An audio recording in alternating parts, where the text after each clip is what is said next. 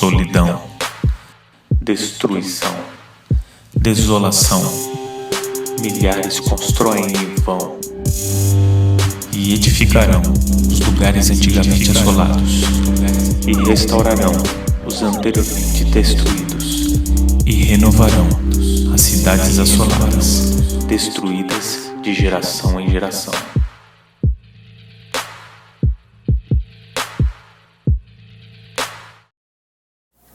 É um privilégio mais uma vez poder compartilhar a palavra de Deus com a igreja nessa manhã e espero que Deus use a nossa vida para poder falar contigo, falar comigo, edificar todos nós.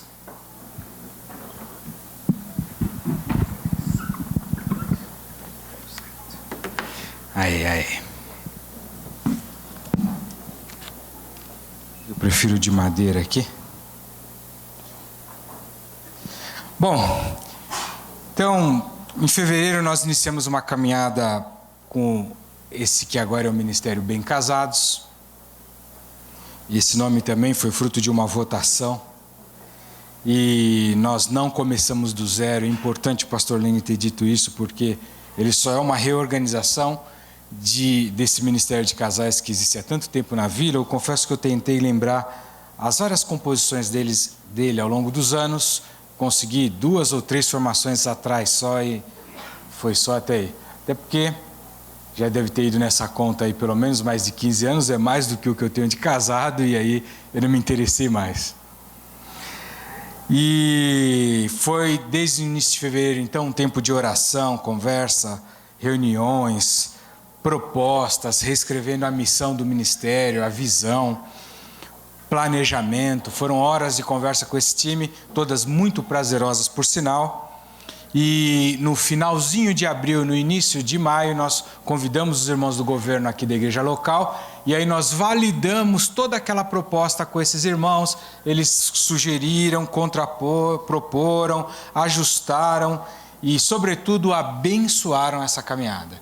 E a gente fez como Moisés: não nos faça sair daqui se a tua presença não for conosco. A gente disse ao governo da igreja local: não nos faça começar nada se vocês não abençoarem aquilo que a gente está propondo aqui hoje. E aí, em 17 de maio, então, nós iniciamos aquilo que a gente chamou de campanha silenciosa. Obrigado, Reginaldo. Você pôde ver aí os cartazes no bebedouro, depois os cartõezinhos lá no envelope de dízimo, aquilo que eu não sabia que chama Jequiti, mas que os publicitários do grupo disseram que aquela interrupção no meio do Vila News, para mim aquilo é uma mensagem subliminar, covarde, injusta. Você não tem nem chance de se defender dela, mas sempre te encorajando a ter um trato diferente com a esposa, com o marido, falando acerca de casais.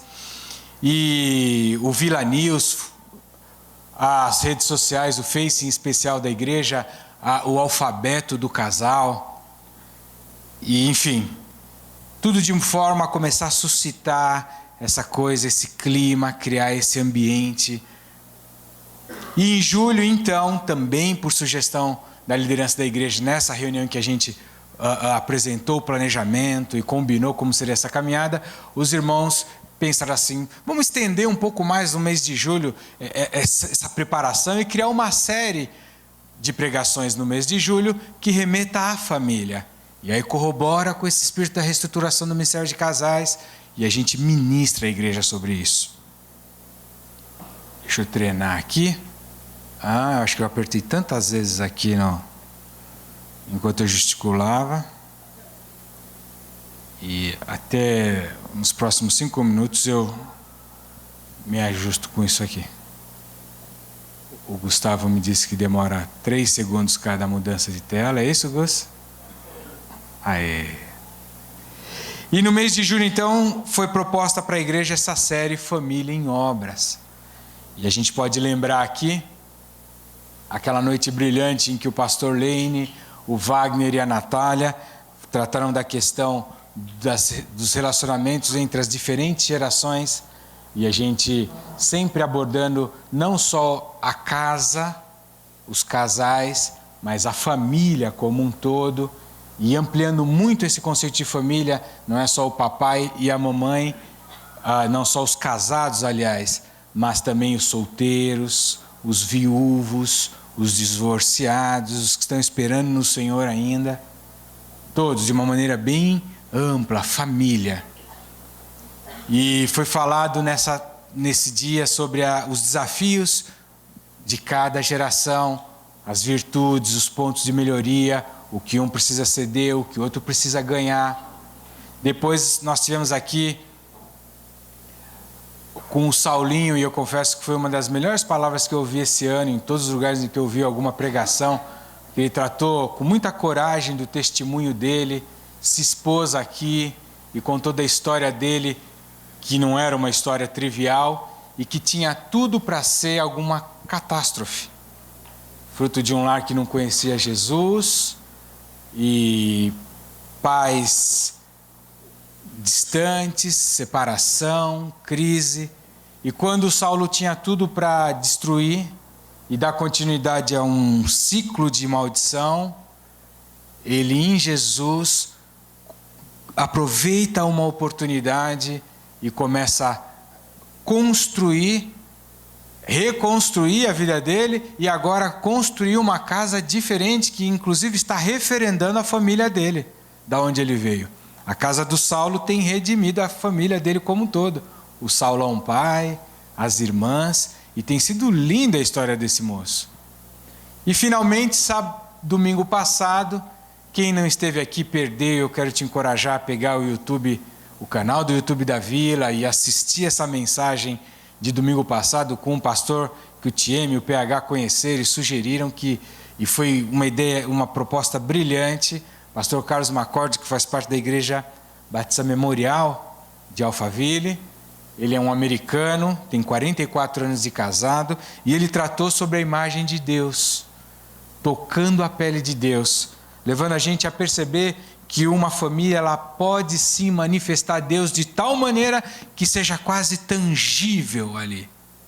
Eu só não o vejo, mas eu sinto, eu o percebo nas relações do pai com a mãe, do marido com a mulher, dos filhos, dos irmãos. E quantas casas nós não já tivemos o privilégio de entrar em que o espírito era esse? Ao passo também que tivemos a oportunidade de entrar em casas em que havia um caos ali. Culminando hoje com uma reflexão que vai exigir de nós uma decisão. Hoje nós encerramos essa série e encerramos essa nova fase do Ministério de Casais. E essa série foi brilhante e eu confesso que eu estou com um frio na barriga danado de falar aqui hoje. Porque fomos muito felizes pela misericórdia de Deus. Na construção dos temas eu pensei, puxa, ficou para mim a pior parte agora, que é encerrar a série. O Senhor me dá condição. Ontem a gente estava reunido com o Ministério de Casais, eu falei, orem aí por mim, porque depois de algum tempinho já fazendo isso, pregando, já era para estar mais se agindo como um cara profissa do ramo, mas o frio na barriga não passa. Que coisa. Mas que bom. Mas hoje nós vamos precisar tomar uma decisão aqui como uma forma de encaminhar as nossas vidas e relações. Não apenas entre os casais, mas como eu disse, em todos os níveis de relacionamentos da igreja.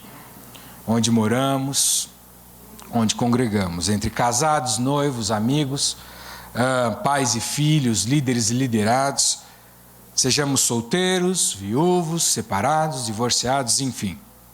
Eu fiquei pensando que é como se essa série toda do mês de julho fosse uma única pregação, dividida em 4 partes. E essa é a parte do apelo. Lembrando que o apelo é aquele momento em que você, após estimulado por aquilo que é ministrado sobre a sua vida, você toma uma decisão, convencido pelo Espírito Santo. E essa decisão ninguém fiscaliza, e por isso que ela é muito séria, porque você vem diante de Deus, e ninguém sabe aquilo que você está trazendo, consertando, confessando, liberando, pactuando, votando. E isso é muito sério, porque a Bíblia diz que nós não devemos fazer votos e não cumpri-los. A Bíblia chama de tolo o que faz isso, e fala também que Deus não se agrada dos tolos que fazem isso. E diz que de toda palavra ociosa que a gente soltar, nós vamos dar conta diante de Deus. Então, cada vez que você se compromete num apelo, o próprio Deus vai fiscalizar os termos daquele acordo. De modo que eu estou encarando esse tempo aqui nessa manhã como o apelo dessa série. Nós precisaremos tomar decisões nessa manhã. Agora que nós somos expostos a soluções para as questões dos desafios entre as gerações, agora que nós vimos que Deus pode reverter o caos e escrever uma nova história, está aí o Saulo para dizer isso. Eu estou referenciando o Saulo porque foi ele que ministrou, mas quantas histórias tem aí sentadinha nessa manhã de gente que tinha tudo para não ser nada. E hoje é muita coisa. E agora que nós entendemos que é possível ter o céu na terra em nossas relações, nós então, está em nossas mãos decidirmos qual o tipo de habitação que nós construiremos. Em nossas mãos, literalmente, seja na igreja, seja no aonde nós moramos. Essa é a grande decisão que nós precisaremos tomar nessa manhã. Se nós habitaremos casas ou lares. Casas, qualquer um pode habitar. É um entra e sai, as pessoas normalmente são desconhecidas nas casas. Casas são feitas de alvenaria, tijolo, palha, lona, madeira. Às vezes a casa nem é feita, porque o viaduto já estava lá. As casas podem vir abaixo mediante fogo, tsunami, terremoto. Elas são temporárias, elas podem ser definitivas, de longa data. Elas podem ser emprestadas, provisórias, compradas com dinheiros, financiadas pela Caixa Econômica Federal, pelo Sistema Financeiro de Habitação. Repúblicas, por vezes, são casas de estudantes, provisórias. Eu habito ali por um tempo. E eu não tenho compromisso nenhum com aquele lugar, porque logo eu saio. Aliás, eu estou de olho na minha. As casas têm vários nomes por aí. Casa da esquina, casa dos fundos, casa terra, casa da luz vermelha, casa da mãe Joana. Não sei por que tem casa da sogra. A casa da sogra é bom. Casa dos fundos, sei lá. As casas normalmente são ambientes humanos e muitas vezes, e a maior parte delas, construídas, edificadas sobre a areia. Você lembra dessa história? Já os lares não são habitados por qualquer um. E eles são definitivos. Lá são moradias de famílias.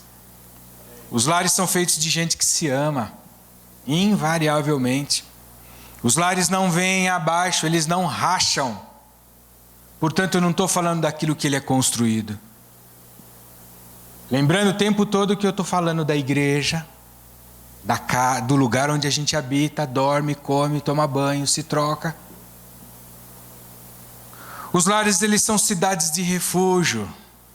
Eles são oásis em desertos. Enquanto as casas são aqueles lugares em que depois do expediente as pessoas precisam ir para um bar, porque voltar para aquele lugar é o que eu menos quero. Os lares é aquele lugar para onde você não vê a hora de voltar para lá. Os lares são locais terapêuticos, de cura. Eu entro ali e já estou... E eu tenho que confessar a vocês que o meu lar ficou muito terapêutico. De 2 meses para cá. Porque eu chego em casa estressado, triste, cansado, irritado. Mas aí eu olho aquela pince, que é o meu jeito de chamá-la. E aí acaba tudo. E aí já fica a mala num canto, chave do carro no outro. É bem verdade que no meu lar eu sempre sou recebido primeiramente por um bichinho assim pequenininho, peludinho, o Babu. E ele pula mais do que todo mundo. E eu sempre falo, Cassie, você não me recebe assim. E ela fala, tá bom, eu vou fazer igual o Babu para você. Mas ela não tem a mesma graça que ele. Por outro lado, ela dá alguns beijos que são bem melhores que os do Babu, porque os do Babu normalmente vêm com baba e com tudo aquilo lá. Eu esterilizo depois, viu? Os lares, eles são extensão dos céus, e por isso eu posso cultuar neles, e essa é a mesma coisa que a igreja e vice-versa. Não tem diferença nenhuma, nem deveria ter. entre o lar e a igreja, em termos de ambiente. Os lares são ambientes divinos, edificados sobre a rocha que é Cristo. Por isso que a gente encontra por aí lar do idoso, lar da criança, lar de paz, lar de vida e lar das famílias. Onde nós moramos, igreja, precisa ser um lar.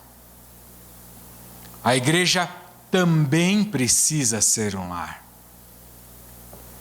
E isto vai definir como serão fortes ou fracos os nossos vínculos. Se os nossos vínculos forem no nível de casa, eu não tenho fidelização, comprometimento nenhum com esse lugar. E cada vez que vier uma crise, elas virão e vão continuar existindo, enquanto o diabo for diabo. Enquanto a gente estiver caminhando mais para perto do alvo, porque numa guerra, está ali o pastor Jorge, que deve entender tudo de estratégia militar. Quanto mais eu chego no centro lá, no quartel-general do inimigo, não diminui a resistência, pelo contrário, ela aumenta. Você já jogou War?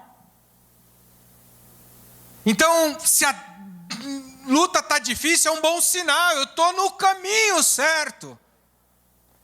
Então é natural, é do processo que as lutas, as fases virão.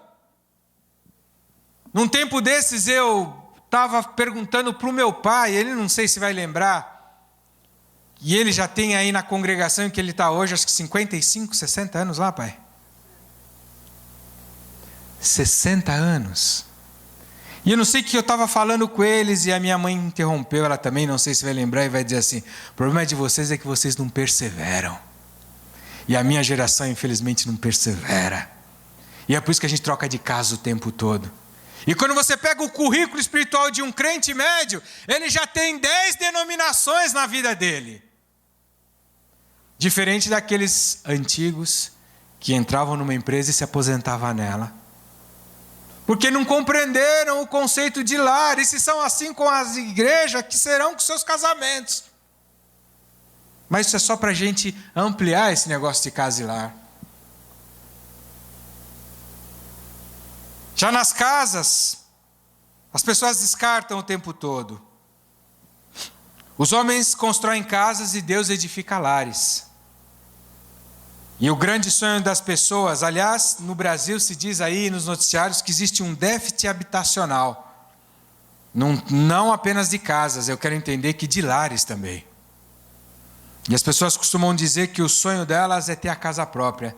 Eu entendo que elas deveriam almejar por ter o lar próprio. O que vai definir, na verdade, se nós teremos casas ou lares, será o regime, o sistema, o tipo de vínculo que vai funcionar dentro desse ambiente. Quero dar alguns exemplos. Se eu tenho um regime islâmico, radical, fundamentalista, cego, insano, eu tenho um califado. Se eu tenho lá um tirano imposto, que governa com mão de ferro, que fala e dita as regras do jogo e muda a hora que bem entende, eu certamente vivo numa ditadura. Por outro lado, se eu tenho um líder eleito, num sistema plural, numa regra justamente construída, eu estou falando de uma democracia. Assim também, se eu tenho um contrato regendo o meu relacionamento, eu tenho uma casa. Por outro lado, se eu tenho uma aliança conduzindo esse processo, certamente eu terei um lar. Então a questão central dessa manhã aqui, sobre o qual nós precisaremos tomar uma decisão, a culminância dessa série do mês de julho, Família em Obras, tem a ver com com a pergunta que não quer calar, se entre nós temos contratos ou alianças. Contratos e alianças são pactos bem diferentes, assim como casas e lares são ambientes diferentes. Num contrato há a obrigação de cumprir. Numa aliança há o privilégio de cumprir. Eu tirei férias esse ano aqui quando a Sara nasceu. Tinha os dias da licença paternidade, tinha um monte de dia lá acumulado. Eu vou fazer conta pela primeira vez Faz 10 anos que eu trabalho na igreja, 9, faço 10 anos que vem. E eu nunca fiz essa contabilidade. Dessa vez eu vou fazer. E não era para viajar, mas porque precisava lavar, passar, cozinhar. E eu me saí muito bem nisso, eu quero dizer, viu? Para quem nunca tinha feito isso, né, mãe? E eu só não passei roupa porque aí ia ficar um estrago, ia ter algumas marcas aqui. Mas foi um privilégio, não foi uma obrigação. Eu nunca imaginei que eu ia ficar tão feliz tirando o lixo do banheiro, lavando a privada, cozinhando. E não havia obrigação nenhuma nisso. Passando o pano, é bem verdade que eu gastava 3 litros de água sanitária daqueles potes de 2 litros por semana, lustramóveis na mesa de vidro, mas funcionou. A casa está lá desinfetadinha. Nos contratos existem cláusulas, nas alianças existem as oportunidades. Os contratos, eles prevêem multas, penalizações, mora, juros, busca e apreensão, cadeia, para quem não cumpre a sua parte. Nas alianças existem o perdão, os recomeços, a misericórdia. No contrato, quando um não cumpre a sua parte, o outro ganha o direito de rescindir, anular, não cumprir também. Na aliança, eu cumpro a minha parte, independentemente do outro cumprir a dele. Aliás, Deus que tem uma aliança com nós, Ele diz que Ele permanece fiel, ainda que eu seja infiel. Um contrato, ele expira, ele vence, ele termina. A aliança jamais acaba. O contrato, ele pode sofrer alterações com as mudanças externas, das leis, por exemplo. Já uma aliança, ela é imutável, independente das circunstâncias. E rememorando aqui os casais, lembra lá no dia do teu casamento? Na alegria e na tristeza, na saúde e na doença, na riqueza e na pobreza, às vezes na pobreza e na pobreza. E no caso da igreja, com a igreja vazia ou lotada, bombando ou em má fase, um contrato ele precisa de um aval, pela desconfiança presumida de uma das partes, de que você não vai cumprir a tua parte. Eu preciso rolar ali uma garantia, fazer uma alienação fiduciária, porque eu sei que você vai dar mancada em algum momento. Eu já parto do princípio que você não vale nada. Mas eu gosto de você. A aliança, ela não precisa disso, porque ela é baseada em confiança. Os contratos, eles podem ser questionados. Em contrapartida, as alianças, elas são inquestionáveis e muitas vezes até incompreensíveis. Os contratos, por vezes, eles possuem motivações erradas. Aliás, o Napoleão, ele dizia que medo e interesse são os sentimentos que mais unem as pessoas. No entanto, as alianças possuem motivações santificadas. Os homens fazem contratos, Jesus faz alianças. A garantia do contrato é a lei, que é falha, enquanto a garantia da aliança é o amor que jamais falha. O pastor Jaime Kemp do CEPAL, um líder que a gente precisa referendar, ele diz que um matrimônio ele precisa ter os 3 tipos de amor: o ágape, o eros e o filos. O filos ou filéu, como a gente chama mais popularmente, e é a mesma palavra, é aquele amor de amigos, o prazer de estar juntos, de sentar, de conversar, de trocar ideia, de conviver, de compartilhar, de rir, de divertir, que precisa ter na igreja. A igreja precisa ser um lugar legal. Por isso que o culto 10 para mim é o melhor culto da igreja. Em termos de todos os cultos, só quem pode avaliar se o culto foi bom ou não é Deus, porque é para Ele, não é? Mas em termos de ambiente, de trocar ideia, de ter tempo, o culto 10 é 10. Porque dá chance da gente brincar, rir, relembrar. E isso, para alguns temperamentos como o meu, é vital. Esse é o amor filos, que precisa ter entre o casal também. Casais, não seja só cinza e branco, preto e branco. Cinza não dá nem para remeter, né? Porque você vai se lembrar daquele título indecente daquele livro miserável lá. E não é dele que eu estou falando. Mas não é só arroz, feijão, pagar conta, levar filho para a escola. Se divirta com a sua mina. Pegue na mão, beije na boca. Isso é para o casal, viu? Casado. Leve flor, bombom.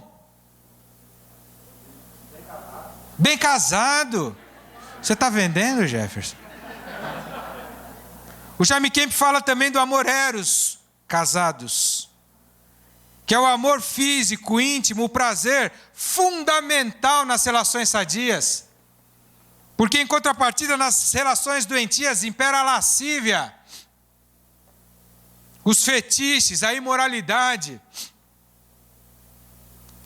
E esse amor eros, ele é importante porque quando o tempo cumpriu o papel dele no corpo físico dos cônjuges, aí o estímulo precisa ser outro. E sobretudo, o mais importante, ele cita o amor ágape, que é o amor com que Deus nos ama. E esse precisa rolar solto no meio da congregação. Que é aquele amor com que Cristo nos amou lá na cruz, com que o Espírito Santo intercede por nós. É o amor que se sacrifica, é o amor que perde para o outro ganhar, é o amor que abre mão, é o amor que poupa, que carrega o peso, que paga o preço. Em aliança, eu não pergunto o que eu ganho com isso, eu já quero saber qual o preço que eu tenho que pagar. Eu não estou aqui para me dar bem, pelo contrário. E ele diz ainda, nisto inclusive mora a submissão, que é questão de ordem, não de domínio ou autoritarismo. O maior exemplo disso é o próprio Deus, que sendo amor a ninguém oprime. E esse é um dos textos mais brilhantes da palavra de Deus, que está lá em Jó 37, 23, que diz assim: quanto ao Todo-Poderoso, não o podemos compreender, porque Ele é grande em poder e justiça, e pleno em retidão. A ninguém, pois, Ele oprime.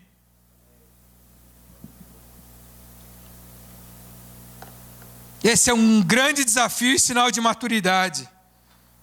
Inclusive, falando ainda um pouquinho mais sobre aliança, tem uma frase de uma pessoa conhecida de vocês, nossa, pastor Asaf Borba, pastor, cantor, compositor cristão. Ele citou essa frase durante o recebimento de uma homenagem no troféu Promessas em 2011, ocasião em que ele foi lá citado como o pai do canto congregacional brasileiro. No discurso dele, na hora de receber o prêmio, ele disse: há 5 alianças que devemos manter na vida: com Deus, com a igreja, com os pastores, com a família e com o chamado do Senhor. E eu fiquei pensando, quando eu estava relembrando essa frase, que na verdade para mim essas 5 alianças são partes de uma única aliança, são fragmentos de um todo, e para ser completo não pode faltar nenhum deles. Não dá para ter uma se não tiver a outra. E aí a gente pode fazer quantos exercícios aqui? 5 vezes 25 no mínimo. Não adianta eu ter uma aliança bala com Deus e não vou à igreja. Ou não tenho afinidade com os meus pastores, ou não tenho aliança com eles, nem com a minha família, e muito menos com o meu chamado. E aí exercite. O que adianta ter com Deus, pastor, família, e não ter com a igreja? Ou ter com chamado e não ter com família, pastor, igreja e Deus? Ou ter com Deus e não ter com chamado? Ou ter com chamado e não ter com família? Não dá para ter uma sem a outra. E as pessoas, elas vão negociando, dando o jeitinho dela, criando o esquema, a versão paraguaia. Não, a Rosa vai ficar brava se eu falar isso. China. Não, também não. A China é a segunda economia do mundo. Pensa em alguma coisa assim que não é muito boa. A versão Palmeiras, isso. Das coisas. Aí as pessoas vão fazendo esses cambalachos, esses puxadinhos na vida, nas relações, na igreja. E aí, não, eu estou bem com Deus, eu oro, eu jejuo, mas o pastor eu não quero nem ver. Aliás, é só para a gente refletir. E falando do Asaf, eu quero aqui lembrar você e pedir para você guardar aí uma data, dia 26 de setembro. É um sábado. É o aniversário de 35 anos da Igreja Cristã da Família. A Igreja Geral. O Asaf vai estar conosco no nosso aniversário. E 27 no culto 10, no dia seguinte, vai ser um final de semana com esse camarada aí. O dia 26, nós vamos celebrar os 35 anos da igreja, lá no prédio da Assembleia de Deus do Bom Retiro. Lá na Nicolas de Boer, se não me engano, é na Barra Funda. É um prédio lá para 2.000 até 5.000 pessoas, de acordo com a configuração dos tapumes lá. Conversamos com os irmãos, eles nos cederam lá o prédio com som, iluminação, estacionamento para quantos carros forem. Muitas igrejas estão se mobilizando. Logo, logo a associação vai divulgar aí a propaganda da forma devida, mas já vai guardando essa data. O Asaf vai estar conosco. Sigamos aqui um pouquinho mais nessa coisa da aliança, nessa questão da aliança. No ano de 2014, nós temos uma reunião que reúne os líderes de tempo integral da igreja, os pastores principais das igrejas cristãs da família, aqui no estado de São Paulo só. Essa reunião se chama Sexta Entre Nós. Durante 2014, ele era toda sexta-feira. A gente, inclusive, se reunia aqui na Vila Mariana, mas nesse 2015 está quinzenal, mais ou menos assim, a periodicidade dessa reunião.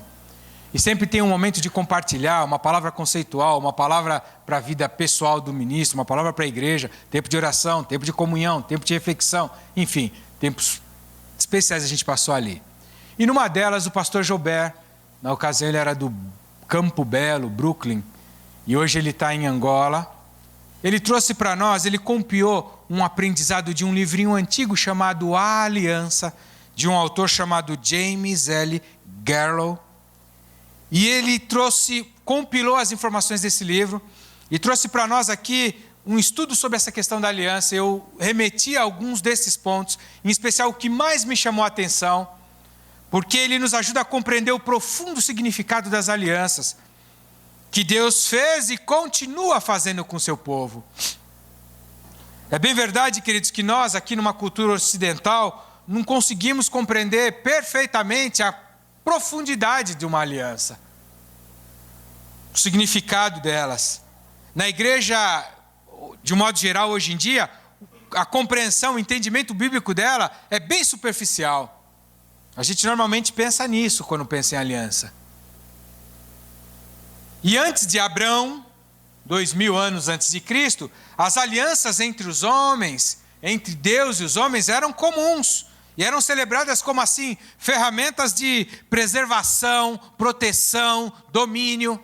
Então o nosso Deus, pensando na incapacidade dos homens compreender aquelas coisas que de fato eles precisam compreender,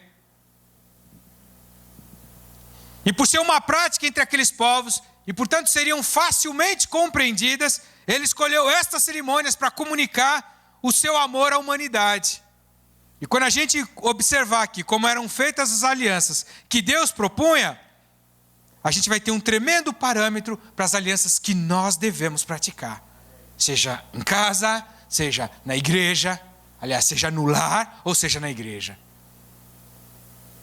Assim como para um casamento nos dias de hoje, que também é um exemplo de aliança, existem os trâmites do cartório. O casal tem que ir lá, entregar documento, dar entrada, tem que publicar lá se não tem nenhum impedimento. Eu nunca vi alguém impedir, mas tem esse, né, Clélia, que é da justiça. Tem lá, não sei quanto tempo ficar divulgado o edital, aí até que então eu posso me casar. Civilmente falando.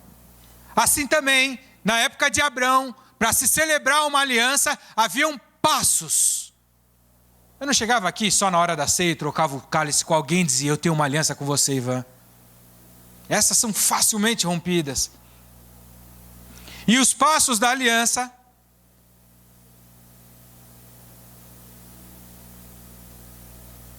eram 9, para que se completasse uma aliança. Tem alguns muito interessantes, eu queria relembrar alguns, remeter alguns para os dias de hoje, tirar algum aprendizado para aquilo que pode nortear os nossos vínculos. Um dos passos era a troca de túnicas, e tem toda uma significação cada um deles. Ou a troca dos cinturões, tinha também as trocas de armas, os sacrifícios de animais, o sinal no corpo, a declaração de bênçãos e maldições, a refeição ou a ceia da aliança, a troca dos nomes e a troca do filho mais velho. Esses eram os passos de uma aliança. Vamos rever alguns? Vamos lembrar na aliança entre Jonatas e Davi. E esse é um perfeito exemplo de amigos aliançados. E com eles a gente já consegue ter uma ideia do que significavam esses passos. A troca de túnicas, de cinturões, de armas. Uma relação assim onde um perde para o outro ganhar. E a grande pergunta nessa manhã, quantos nós estamos dispostos a viver um nível desse de relação? Eu entro para perder. Num lugar em que impera a lei da vantagem, todo mundo está tirando proveito o tempo todo. Cada vez que você liga o jornal, você escuta uma nova notícia. E eu realmente estou convencido que o brasileiro é um povo mais criativo do mundo, porque a criatividade para corromper, roubar, passar para trás é terrível. Se é esse o ambiente que a gente vive, quantos estão dispostos a viver numa dimensão onde eu estou lá para perder, é uma relação perde-perde, diferente da autoajuda, da prosperidade. O Davi e o Jonatas trocavam as suas identidades, assim como Jesus fez conosco também, disparadamente um grande modelo de aliança, talvez certamente o melhor. A troca de inimigos, se eu agora pego uma arma maior, eu posso guerrear em outro nível, portanto eu corro risco nessa troca, prejuízo. E o que Jesus fez conosco? Outro passo da aliança, o sacrifício de animais. E esse sacrifício, a exemplo do que o Abrão fez, que envolvia derramamento de sangue, e portanto, nos termos daquela época, esta então era uma aliança irrevogável, porque foi selada com sangue.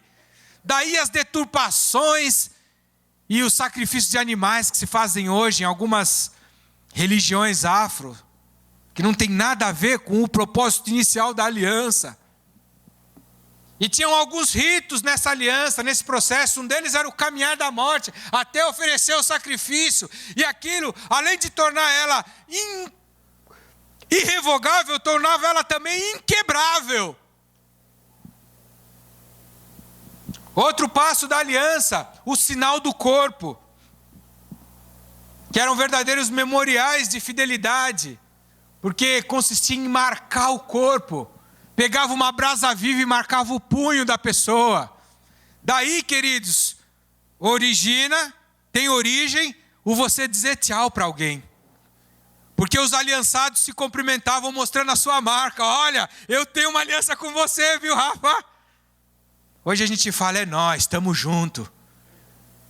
Eu vi um dia desses, um negócio desse, estamos junto, como funciona. O assaltante puxou o revólver no ônibus, não ficou um. Pularam pelo vidro, correram. E o nós? Eu vivi uma dessa com o Lene também.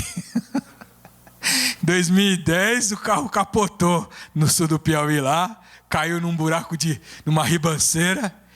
Irmãos, tinham umas 5 ou 6 pessoas dentro da caminhonete. A gente saiu, perdeu o controle do carro na estrada, numa estradinha horrível. E quando o carro parou, se tivesse uma modalidade daquela no PAN, a gente tinha ganhado ouro aos triplos, porque a minha porta emperrou. Se tivesse pegado fogo, eu teria morrido mais pretinho do que eu já sou. Porque os irmãos saíram do carro em menos de 1 segundo. E eu fiquei lá, quebrou a porta. E daqui meia hora, cadê o Beto? Ele está lá dentro ainda. Acho que ele estava punindo eu porque ele estava no volante. Brincadeira, aquilo não tinha a ver com aliança. Mas as alianças, elas são assim. E os sinais no corpo, entre eles a circuncisão, que representava uma opção pela santidade. E que nos nossos vínculos aqui também deveria existir. Aliás, a gente fala pouco de santidade nesses tempos, mas deveria ser um norte. E eu me santifico para ser um exemplo para você. Eu posso fazer qualquer coisa, escreva aí, porque tudo me é lícito. Mas eu não faço um monte de coisa porque nem todas me convêm. E que exemplo eu te daria? A aliança que faz isso. Quem não tem aliança tem um contrato, eu não estou nem aí, meu. Não quero nem saber com o que você pensa disso. Aliás, essa coisa de aliança, opção pela santidade, elas estão definitivamente ligadas, porque o apóstolo Paulo fala, segui a paz com todos, relacionamentos, e a santificação, sem a qual ninguém verá o Senhor. Encontro com Deus, santidade, boas relações, estão juntas. E o memorial de fidelidade, que eram as marcas. E eu fiquei pensando nessa manhã, quais marcas nos lembram o nosso compromisso com as famílias da igreja, ou com a minha esposa, ou com o meu filho. Tem um missionário que trabalha na faixa de Gaza, ele já andou aqui algumas vezes, ele é conhecido, ele é um homem de Deus, ele nos inspira profundamente. Eu nem sei onde ele anda nesses tempos aqui. E ele trabalha na faixa de Gaza. E ele é um ex-muçulmano, jihadista convertido.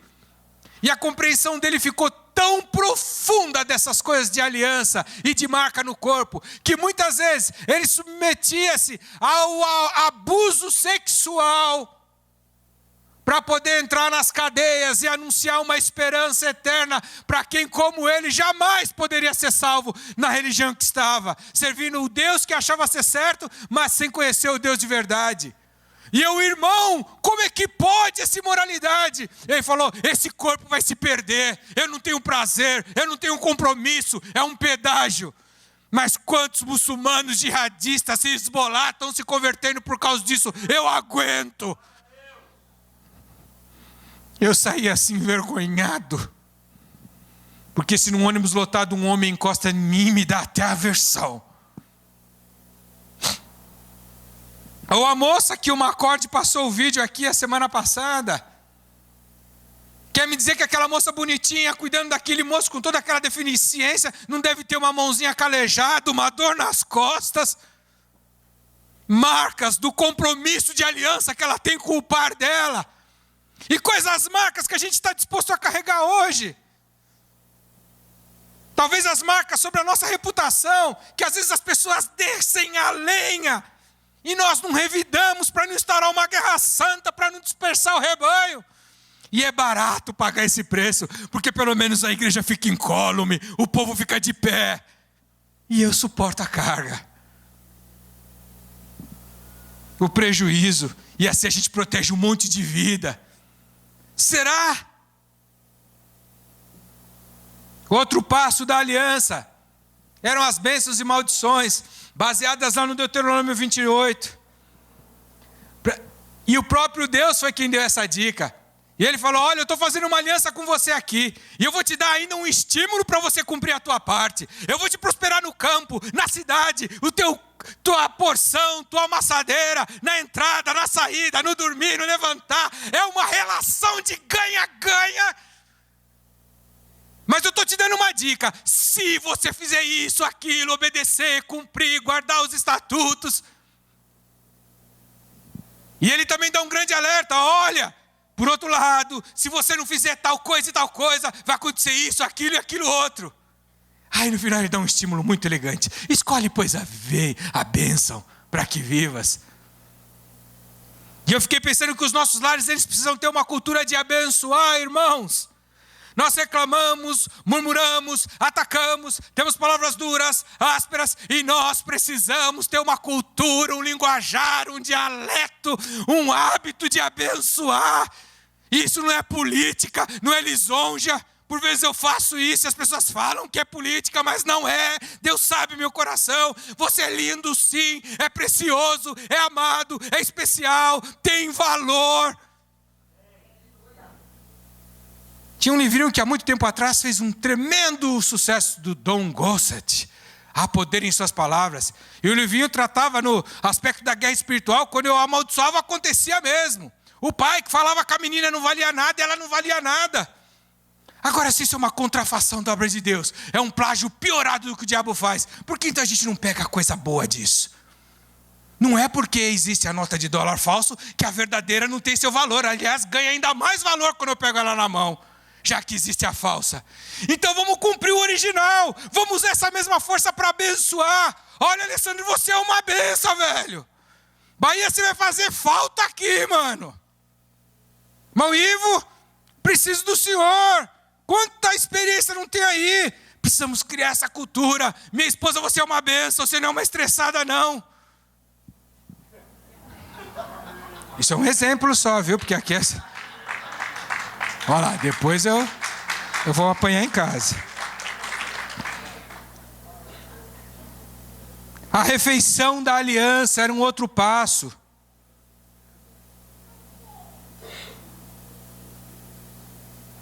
E daqui a pouco a gente vai fazer isso também, que anunciava a Santa Ceia como nós fazemos hoje, um absorvendo o corpo do outro. Então, quando alguém fazia uma aliança, eles sentavam e comiam juntos.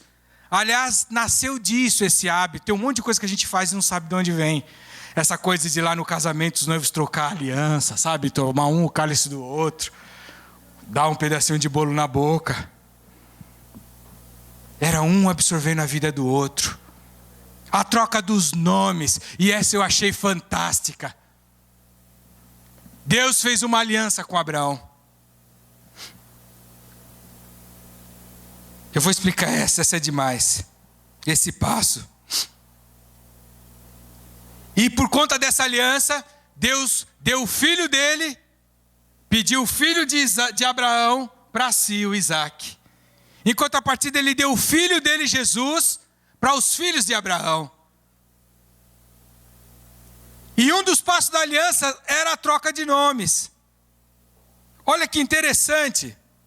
Esse é o nome de Deus no original, lá no hebraico. Assim se escreve, eu não sei o nome dessas letras. Que mais ou menos o nosso alfabeto seria isso aqui. E a gente costuma ler assim, ó, Yavé. Esse era o nome do Abrão, antes da aliança. Se escreve assim no original, que é o Abrão. Depois da aliança, Deus colocou uma das letras do nome dele no nome do Abraão, e ele passou a se chamar Abraão. A Sarai, a esposa dele, se escrevia assim o nome dela. Depois da aliança com Deus, ela ganhou uma das letras do nome de Deus e passou a se chamar Sara. Deus, por sua vez, tomou o nome de Abraão. Sabe o que eu fiquei lembrando? Que as pessoas me chamam assim, o Beto da Cassie, a Vera do Lane, o Gerson da Miriam, a Eli do PH, a Miriam do Alcino, o Pedro da Rosa, o Tiagão da Thaís.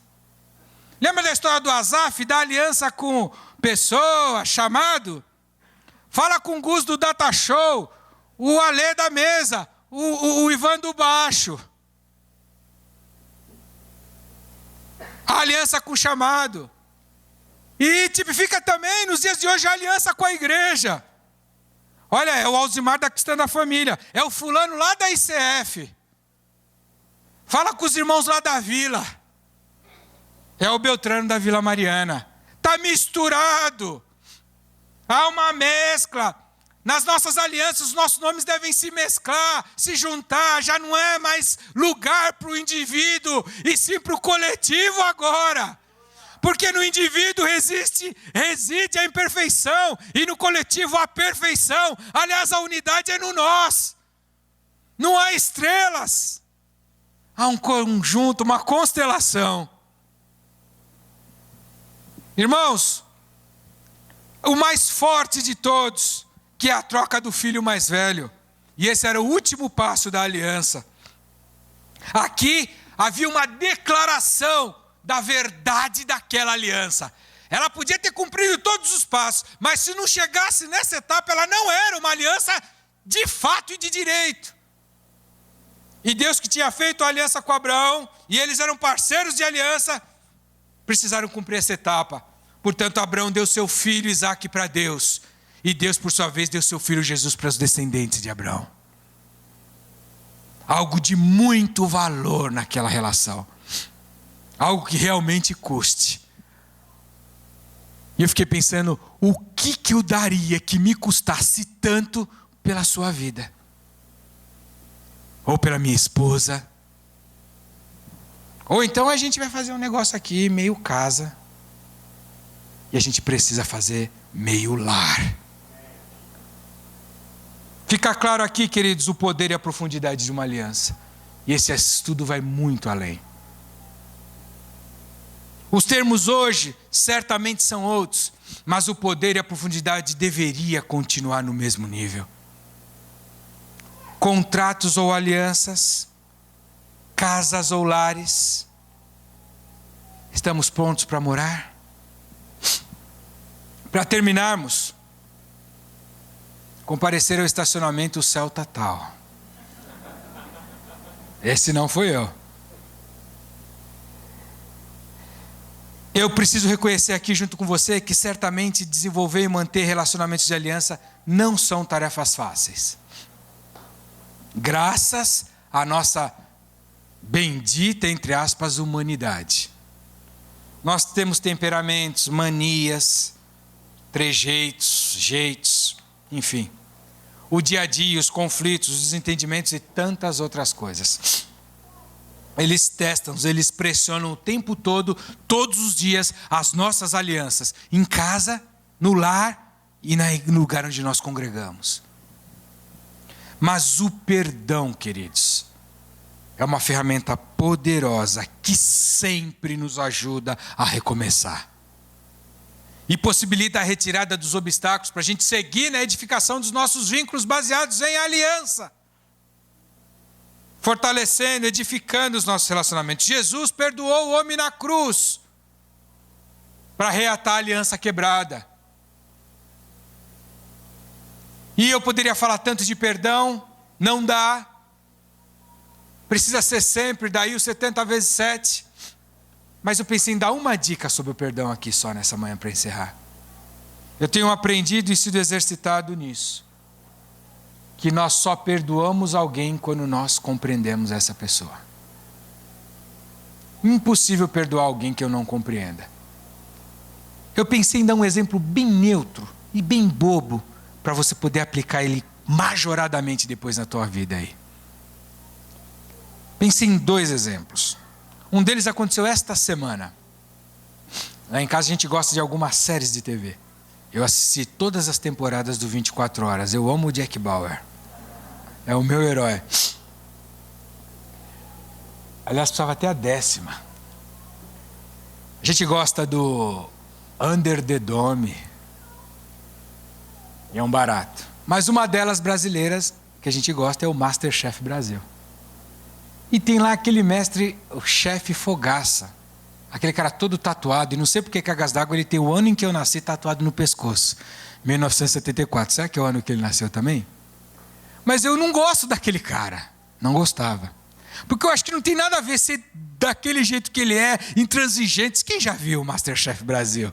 Sabe do que eu estou falando? Com cozinhar. Achava que não tinha nada a ver. Ele é amargo, ele é xarope aquele cara. E essa semana teve um negócio interessante lá. Ele foi falar que não gostou da comida porque tinha gosto de comida de hospital, porque ele ficou 1 ano no hospital internado com a filha dele. E aí depois aquilo movimentou a mídia e eu fui ler a história desse camarada. Ele tem hoje essa filhinha com 8 anos, ela tem necessidades especiais, e ele declarou lá no programa que a maior decepção da vida dele é não poder expor a filhinha aos sabores que ele produz, a cozinhar para ela. Eu fiquei pensando, esse cara pode ser ainda mais um amargo do que ele já é. Eu agora compreendo ele, está perdoado. Esse mesmo exercício eu precisei fazer em 2010, quando a gente estava lá no auge das questões de saúde da minha esposa. E entre tantos médicos eu estava buscando uma opinião, segunda opinião, para ver se alguém me falava alguma coisa diferente. Eu fui lá no neurocirurgião do meio norte do país, que era vice-governador de um estado. E quando ele viu os exames da minha esposa, ele olhou para nós assim e disse: por que você mora aqui ainda? Tudo que eu não queria ouvir de um médico era isso. Nenhum médico quer ver isso pela frente. Imagina o estímulo que eu saí daquela consulta. Só que depois eu conheci a história dele e perdoei ele imediatamente. Ele realmente é um grande neurocirurgião. salvou a vida de muita gente. Ele gosta de abrir a cabeça das pessoas. E ele tinha 3 filhos. E o caçula, um menino bonito, que estava no 2º ano da mesma carreira que o pai, foi para um festejo, bebeu, voltou na rodovia, sem cinto de segurança, capotou, foi jogado para fora, bateu a cabeça, criou um coágulo e precisava do pai naquela hora para abrir a cabeça dele e não morrer. E o pai não conseguiu salvar o filho. Naquilo que ele mais salvava as pessoas. E aí eu compreendi a amargura daquela pessoa, o perdoei, passei até a ser simpático a ele. Queridos, se nós não nos colocarmos na vida das pessoas, se nós não compreendemos as histórias delas, nós não a perdoaremos. E as alianças vão ficar impraticáveis. E eu quero agora então terminar esse apelo proposto aqui para essa manhã com um outro apelo bem prático. Eu não vou te chamar aqui para você orar comigo. Aliás, nós vamos fazer uma oração aqui hoje. Nós vamos fazer com outra boca, com a nossa boca espiritual. Porque a Bíblia diz para a gente orar sem cessar. Se você for pensar no literal, como é que eu oro o tempo todo? Certamente essa é uma outra oração que está sendo proposta lá no Tessalonicenses. Eu tenho que estar orando o tempo todo com a minha vida, com a minha atitude. E hoje nós vamos sentar à mesa do Senhor e vamos fazer essa oração aqui. Senhor, eu quero aqui celebrar a aliança que eu tenho com a minha esposa, com o meu marido, com o meu pai, com o meu filho, com a minha mãe, com o meu irmão, com o meu pastor, com o meu chamado. Ou então eu quero aqui firmar essa aliança, ou então eu quero aqui renovar essa aliança, ou então aqui eu quero renovar, aliançar coisas novas. Eu quero já chamar os casais do Bem Casados que hoje vão servir a ceia, os irmãos do Ministério de Música. E a gente precisa aqui orar diante de Deus o fortalecimento das nossas alianças, a criação de novas, o pactuamento de outras, na igreja, na casa, no lar.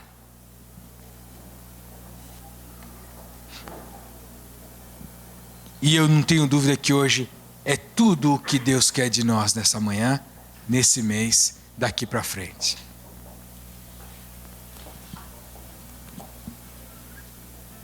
Só tem um jeito, queridos, o Reginaldo vai instruir a logística aí para os irmãos, mas a gente vai fazer igual na última ceia.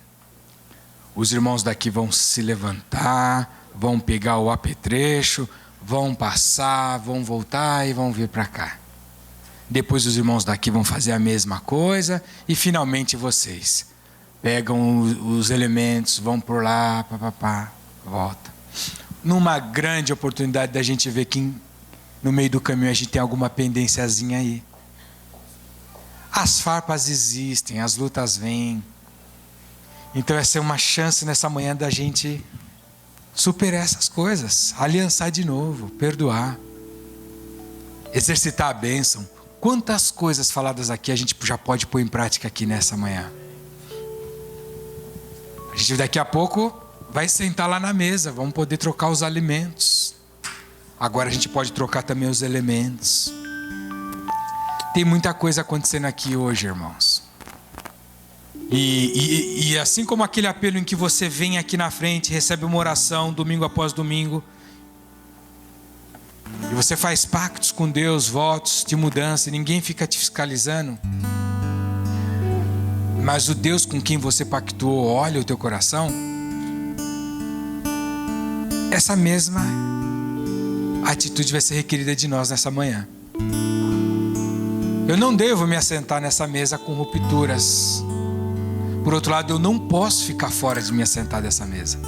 A Bíblia fala, instruindo acerca da ceia, um texto que você já ouviu dezenas de vezes, que o homem tem que se analisar. Só que ele não fala assim: analise-se, pois, e fique fora.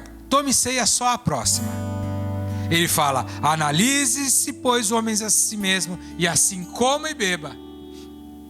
Lá no Intimidade com Deus, a gente encoraja as pessoas a firmar o compromisso e assim que chegar em casa ligar para o pai na Bahia, para a mãe nos Estados Unidos, pagar a passagem lá. Eu já vi igreja juntando dinheiro e pagando. Você tem que ir lá se reconciliar com teu pai quando voltou do Intimidade. Na segunda o cara fez as malas. Até porque quando eu procrastino, adio, eu estou usando de uma tremenda arrogância, porque eu estou assumindo que eu vou ter tempo. Outra chance, Rafa. E quem garante, Paulo, que eu tenho outra chance? Diga aqui para mim quem me dá provas definitivas que amanhã acordarão para ir trabalhar. Digam para mim. Ninguém tem essa condição. Naturalmente as coisas vão continuar como sempre. Aliás, a Bíblia diz que se no dia que ouvires, e no dia que se chama hoje, nós vamos tomar uma decisão grande aqui, porque elas empatam outros processos, e no campo dos relacionamentos mais ainda. Eu preciso reconhecer uma coisa aqui diante da igreja, falando como líder dela geral. Faço parte do conselho dessa igreja. Nunca você me viu usando essa atribuição em alguma fala minha. Nunca. Não usurpo disso. Só me vejo mais servo do que todos. Mas hoje eu sei, decoro e salteado de frente para trás, todas as virtudes da nossa igreja, em todos os lugares onde ela está. Terminamos o censo dela agora em 2014, fechamos com 8.403 pessoas. O ano passado foi 8.000, 7.900 e pouco. Só que uma igreja faltou passar o número. Essa igreja é o Brooklyn, tem umas 150 hoje lá. Somos 8.500 irmãos, nessa partezinha aqui do corpo de Cristo, chamado Cristão da Família. Eu posso afiançar a idoneidade, o caráter, a integridade, a seriedade, a lisura na gestão financeira. Nós pecamos sim por excesso. Se pagamos um preço, é o preço de ser sérios. Ninguém faz nada meia boca nesse lugar. Eu posso garantir isso. Agora eu sei também quais são as nossas dificuldades. Tem algumas fáceis, outras difíceis, mas disparadamente a maior dificuldade que nós temos reside no campo dos relacionamentos. Certo, Osmar? Tensões, desconfianças. Daqui a pouco um não fala mais com o outro. E aí às vezes você tem que chegar ao extremo da acariação. E aí você vai lá no profundo e diz: mas meu irmão, o que ele te fez? Ele te ofendeu, ele te roubou, ele te lesou. Não fez nada, ele é gente fina demais. E por que da crise? Olha, pensando bem, nem eu sei onde isso começou. É sempre assim. Porque o diabo vai lá e bota uma seta. Aí eu já me amarguro. Aí o silêncio dá um espaço para criar coisas. Aí vem a desconfiança. Aí vem as rupturas. E essas coisas vão crescendo. Aí fica difícil de resolver. E Jesus, orando pelos discípulos, no João 17, ele fala: porque quando eles forem o mundo vai crer que o Senhor me enviou. Então o crescimento, a multiplicação, inclusive que a gente está pregoando nesse ano, tem a ver diretamente com a nossa unidade. Seja aqui, seja em casa. Nós temos uma tremenda oportunidade hoje, está na nossa mão. Eu não queria mais aqueles apelos em que a gente vai, cumpre a tabela, e segunda de manhã, por causa do trânsito, do rodízio, da nova velocidade na marginal, a gente já esqueceu tudo. Mas queria alguma coisa que fosse definitiva e pautasse a vida, pelo menos dessa parcela aqui da cristã como um todo. Todos nós aliançados aqui. Isso não significa não ter mais problema, vai acontecer igualzinho. Só que agora eu tenho uma aliança contra o Carlos. Não tem o que ele faça para mim que eu vou brigar com ele. Ele pode até brigar comigo. E não vai, né, Antônio? Com Gerson, com Lene, com Alzimar, com Oswaldo, Vera, Jorge Gomes, Pedro que está ali. Entre pastores, entre irmãos, líderes, liderados. Irmãos, a vida é muito curta e muito preciosa. E as pessoas têm muito valor para a gente ficar um de cara feia, virada com o outro. Mimimidinho. Espiritual, né, Vagnão? E esses dias, pela primeira vez, eu tive a chance, porque estava numa reunião aqui, de passei e vi a dinâmica, viu, tia? Me deu uma reunião do Celebrando. É interessante, eu vi coisas que eu achei legal, e os irmãos falando do que eles estão se recuperando, ou se recuperaram. Desculpa não saber explicar direito por não conhecer. Mas eu achei que eu devo ser algum desse que está se recuperando das crises dos relacionamentos de crentes, se é que tem esse tipo de dificuldade aí. Eu gostava de uma briga, irmãos. Ô, temperamentinho duro. Eu sou transparente, eu falo o que eu penso. E eu descobri que isso é uma impulsividade e uma imaturidade desgraçada. E maturidade é por vezes você não falar o que a pessoa não consegue ouvir. e amar, e ponderar, e passar por cima. Vale a pena, porque no dia seguinte acontece uma coisa nova, tudo vira e vem uma bênção tremenda. E todos nós somos tentados o tempo todo a romper. Mas essa é uma manhã de apelo prático, de restaurar, de ver o brilho, a beleza dos irmãos, e dizer que eu não consigo viver sem nenhum de vocês. E se vocês me expulsarem daqui, eu vou embora assim. Faço igual o Babu. O Babu não põe o rabo entre as pernas porque ele não tem rabo. Mas quando aquece, manda ele dormir, ele vai, é um mó barato. Se vocês fizerem isso, eu vou fazer. Mas eu não saio daqui por crise nenhuma. E eu sei que o diabo vai querer cobrar essa palavra de mim. Por isso que eu estou falando na pública. Porque pode vir cobrar. Porque eu nasci aqui e vou morrer aqui. Meus filhos estão sendo criados aqui. Agora o terceiro deles. E eu referendo cada um de vocês como família minha. Aliás, tá papai e mamãe ali para dizer: passo mais tempo da minha vida com vocês do que até com eles. Eu vou dar a vida nesse lugar aqui. Aqui, no geral, em todo lugar que tiver que estar na família. Eu amo esse lugar. E vocês têm que tolerar os meus defeitos. Perdoem-me. Vamos se levantando e vamos fazendo esse movimento de oração. Chance da gente pegar os elementos. E aí a gente já se realiançar. Marido com mulher, mulher com marido, pastor com ovelha, ovelha com pastor. Irmãos que estão de mimimi aí um com o outro. Quebra isso hoje, meu irmão, em nome de Jesus, irmãos carnais. Tio, sobrinho, primo.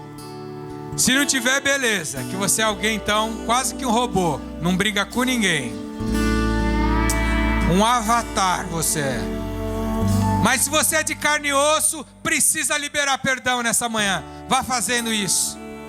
Se a pessoa não está aqui, vá pedindo para Deus criar o esquema, a chance. Com os teus líderes, com os teus pastores, com o teu chamado.